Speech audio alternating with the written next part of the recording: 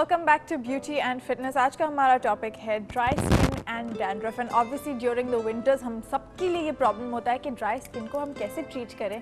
तो अभी हमें ज्वाइन किया है हिना सोहेल ने और पहले से मौजूद है Ejaz Romero. Hina is a dermatologist, a cosmetologist and also a herbalist. तो हम ज़रूर कुछ रेमेडीज़ के बारे में भी पूछेंगे, something you can do at home. Thank you so much for joining us on the show. तो अभी हम बात कर रहे थे डैंड्रफ और ड्राई स्किन के बारे में जनरली, लेकिन हम ऑलमोस्ट एट द पॉइंट थे कि टाइप्स ऑफ डैंड्रफ के बारे में बात करने के। So there is flaky dandruff जो आप कह रहे थे, there is a waxy sort of dandruff. तो how do you tell these apart कि ये डिफरेंट टाइप्स ऑफ डैंड्रफ के क्या फीचर्स होते हैं? देखिए, इसमें जहाँ तक इन्होंने कहा कि जी ड्राई डैंड्रफ स्केली होती है, स्केल्स बन जाते हैं। कॉज जो है टीनिया कैपिटस है, फंगल इन्फेक्शन है बेसिकली। अच्छा, ये वैसे तो बॉडी में कहीं भी हो सकता है, लेकिन आपके स्कल पे बहुत ज़्यादा कॉमन है, जिसके बाद हेयर फॉलिंग बहुत ज़्यादा होती है एंड बाल्डनेस भी आ जाती है। अच्छा, इस जो प्रोसेस ये चल रहा होता है इसका कि पहले डेंड्रफ आनी शुरू होती है, हल्की डेंड्रफ होती है और फिर वो डेंड्रफ ख़त्म नहीं होती। डिफरेंट आप शैम्पूज़ यूज़ करते हैं और मेडिसिन यूज़ कर रहे होते हो, लेकिन उसकी प्रॉपर ट्रीटमेंट नहीं हो रही होती है, क्योंकि ये टीनिया कैपिटस होता है और ये मेल और फीमेल दोनों में बहुत ज़्यादा कॉमन है। अब तो मतलब फ़ीमेल में भी बहुत ज़्यादा कॉमन है। आपने बाल्डनेस या थिननेस देखी होगी कि ख़वातीन में भी जो है बाल बहुत ज़्यादा थिन है, घन बहुत कम होता जा रहा है, वॉल्यूम बहुत कम हो रहा है। तो ये डैंड्रफ की वजह से आपका हेयर फॉल भी इंक्रीज होता है। लेकिन इसकी वजह जो है टीनिया कैपिटस, मतलब फंगल इन्फेक्शन है जिसे हम टीनिया कैपिटस कहते हैं। और जो आपने दूसरा कहा वैक्सी, वो सिबोरिक डर्माटाइटिस है। उसमें क्या होता है कि आपके ऑयल ग्लैंड्स बहुत ज़्यादा काम कर रहे होते हैं, लेकिन उसमें भी आपको इन्फेक्शन मौजूद होता है, जो कि सिर्फ शैम्पू से या हेयर ट्रीटमेंट से नहीं जाता। इसके लिए बाकायदा मेडिकेशन लेना पड़ती है। अच्छा, तो हम मेडिकेशन के बारे में और शैम्पूज़ के बारे में भी इन डेप्थ में बात करेंगे, because we want to know कि एंटी डैंड्रफ शैम्पूज़ भी इतने ज़्यादा होते हैं, लेकिन कुछ असर करते हैं कुछ नहीं करते। Why is that? लेकिन ये जो वैक्सी डैंड्रफ है उसकी प्रॉपर्टीज़ के बारे में अगर आप हमें बता सके थोड़ा सा, कि there is a certain type of dandruff जो आपकी स्कैल्प पे बिल्कुल अटैच्ड होती है, मतलब आपको फील होती है कि इट्स रफ लेकिन it's not all over your hair. Is that what waxy dandruff है? उसी का मैं आपको कह रही हूँ कि इसे हम सिबोरिक डर्माटाइटिस कहते हैं। इसमें आपकी इचिंग बहुत ज़्यादा होती है और डैंड्रफ इस तरह होती है कि आपको बज़ाहिर फील नहीं हो रही होती। लाइक ब्रश करते हुए आपके क्लोथ्स पे नहीं आएगी या फ्लेक्स नहीं आएंगे या पाउडर फॉर्म में नहीं आएगी, बल्कि वैक्सी होगी वो। सम टाइम अगर आप अपने नेल के साथ इच करें बालों को, सर को, तो आपके नेल्स में जो है एक वैक्स टाइप की एक चीज़ आती है। तो इसका बाकायदा इलाज होता है और कई मंथ्स का होता है। अच्छा, उसके बगैर ये डैंड्रफ कभी भी नहीं जाती। हाँ, अगर हल्की फुल्की है कि जी आपको ठीक है हो गई कुछ अरसे के लिए, तो शैम्पूज़ वगैरह इस पर अच्छा काम करते हैं। लेकिन कुछ लोग होते हैं जो आपको बार बार कंप्लेन कर रहे होते हैं कि जी हमारी फ़िलहाल शैम्पू लिया था उससे सही हो गई, बट 2 महीने बाद दोबारा आ गई। तो उसके लिए बहुत ज़रूरी होता है कि आप बाकायदा किसी अच्छे डर्माटोलॉजिस्ट से चेकअप कराएं। और उसकी दूसरी भी साइन होती हैं इचिंग के साथ। आपको सम टाइम फील होता है कि आपके बालों में कुछ चल रहा है सर में, एक फीलिंग होती है कि something is moving around your head. तो उसमें ये है कि बिल्कुल फील होते हैं, बाकायदा इसकी सेंसेशन होती है कि सर में कुछ चल रहा है।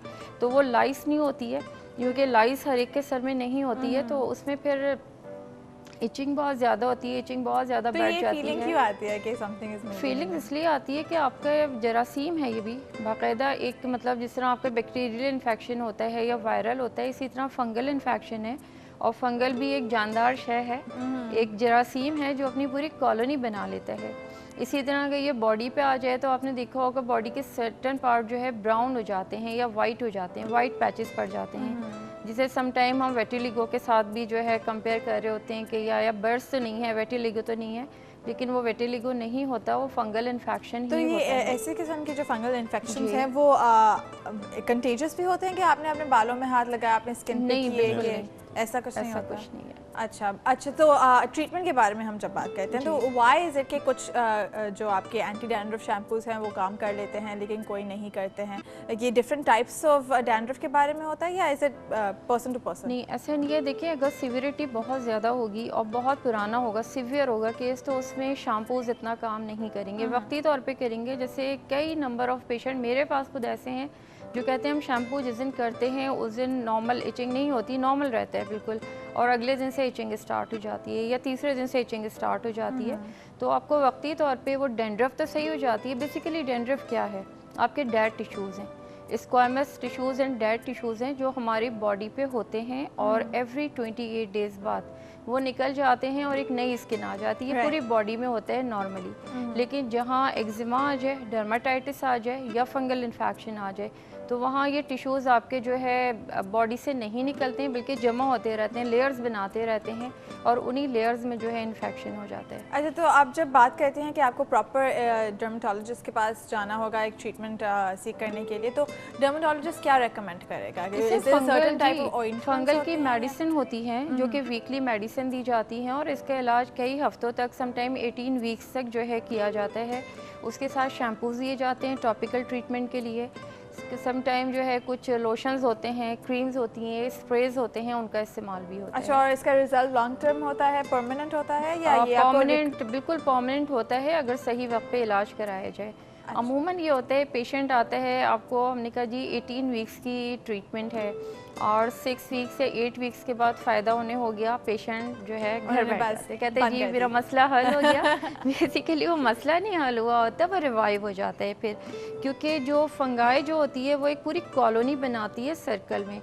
जब हम मेडिसिन देना शुरू करते हैं, और मेडिसिन भी इतनी कम होती है आयशा, हफ्ते में एक टैबलेट ली जाती है और एवरी वीक एक टैबलेट दे रहे होते हैं, तो वो उस सर्कल को तोड़ती है, उस कॉलोनी को ब्रेकअप करती है। अभी हमने वो मेडिसिन का पूरा डोज नहीं गया, पेशेंट ने कहा जी मेरी इचिंग भी सही, डेंड्रफ भी नहीं है, उन्होंने दवा छोड़ दी। अब फ्यू वीक्स के बाद, 2, 3, 4 वीक्स के बाद दोबारा वो अपना एक सर्कल कंप्लीट करता है जरासीम, और दोबारा से आपको वो जो आपको जी डेंड्रफ है, इचिंग है और ये सारे प्रॉब्लम्स हैं, शुरू से ट्रीटमेंट जी। और फिर स्टार्ट जो होगी ट्रीटमेंट, फिर वो जो टैबलेट आपको नए सिरे से दी जाएगी और नंबर 1 काउंट होगी।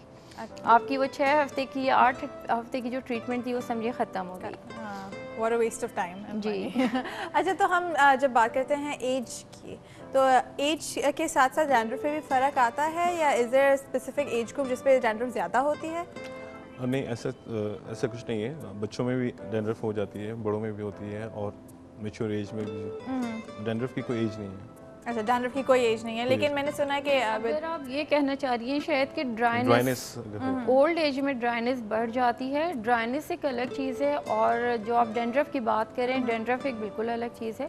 ड्राइनेस जो है ओल्ड एज में बढ़ जाती है। ड्राइनेस ओल्ड एज में बढ़ जाती है, उसकी वजह ये कि आपका सेबेशियस ग्लैंड है वो भी ज़ाहिर आप जब यंग होते हो ज़्यादा एक्टिवेट होता है, एज के साथ साथ उसकी सीक्रेशंस कम हो जाती हैं, फिर दीगर और हार्मोन्स हैं उनकी सीक्रेशंस भी कम हो जाती हैं, कोलेजन, इलास्ट्रोजन, ये तमाम चीज़ें आपकी डिमिनिश हो रही होती हैं एज के साथ साथ। अच्छा, तो इसलिए ड्राइनेस जो है ओल्ड एज में आके लाइक 50s, 60s या 70s की एज में तो बहुत ज़्यादा ड्राइनेस आ जाती है। अच्छा, because according to my research मुझे लिखा है कि डैंड्रफ जो है एज के साथ साथ कम होती जाती है, मतलब कि अगर आपकी डैंड्रफ बहुत ज़्यादा है एट वन पॉइंट, बाल भी कम होते जाते हैं।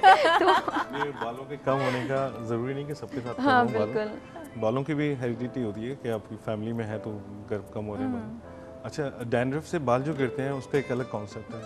वो ये है कि जब डैंड्रफ की आप केयर नहीं कर रहे होते, इसका ट्रीटमेंट नहीं करा रहे होते डैंड्रफ का, या कोई अच्छा शैम्पू यूज़ नहीं कर रहे होते, तो डैंड्रफ आहिस्ता आहिस्ता एक लेयर पे लेयर बनाती रहती है और आपके बालों की रूट्स हैं जो जहाँ से वो बाल ग्रो हो रहा है उसको आहिस्ता आहिस्ता पतला करते करते करते ब्रेक कर देती है। ठीक है, और उसका जो फॉलिकल है बालों के जो निकलने का जो जड़ का, उसको वो बंद कर देती है। ठीक है, तो ट्रीटमेंट आपका जो है वो आपका हेयर लॉस होना शुरू हो जाता है आहिस्ता आहिस्ता ग्रेजुअली।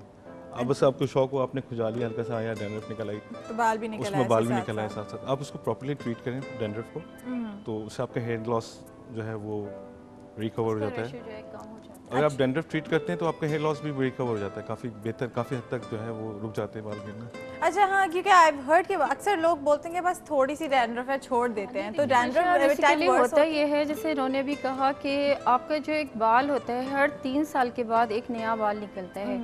जिसे अमूमन देखा गया है हमारे यहाँ अक्टूबर से लेकर दिसंबर जनवरी तक हेयर फॉलिंग ज़रूर होती है। और अगर आप नोटिस करें तो बाल आपके ओल्ड होते हैं, बाल निस्बतन आपको पतले बाल होते हैं, थिन होते हैं, और उसके बाद एक दोबारा से बाल आपके निकलना शुरू होते हैं। ये सिलसिला जारी रहता है, हर 3 साल बाद आपके बाल गिरते हैं और नए बाल निकलते हैं। नॉर्मली हर इंसान के साथ, पूरे वर्ल्ड में, दुनिया में सबके साथ इसी तरह होता है। लेकिन जिनको डेंड्रफ जमा होती गई, लेयर टू लेयर बनते गए, तो क्या होता है कि पुराना बाल तो आपका उसी जगह, आप ये समझ लें एक तरह का सीमेंट है जिसने रोका हुआ है आपको, आपका जो डेंड्रफ है, और नया बाल ग्रो ही नहीं हो रहा क्योंकि पुराना बाल अपनी जगह से नहीं अभी हटा है। जब वो बाल फॉल होगा और आपका इतना नुकसान हो चुका है, इतने लेयर्स बन चुके हैं डेंड्रफ के कि वो जो जगह है, जो फॉलिकल है, वो क्लोज हो जाता है, सम टाइम डैमेज हो जाता है, तो नए बाल नहीं निकल पाते। तो डैंड्रफ से बॉल्डिंग का भी कुछ रिलेशन बिल्कुल है? बहुत बड़ा रिलेशन है। अच्छा, तो हम इसके बारे में ज़्यादा बात करेंगे। एंड ऑफ कोर्स जैसे कि मैंने आपको बताया कि हिना इज़ अ हर्बोलॉजिस्ट ऑल्सो, तो हम कुछ हर्बल ट्रीटमेंट्स के बारे में भी पूछेंगे, लेकिन it's time for a very short break. Don't go anywhere. Beauty and fitness will be right back.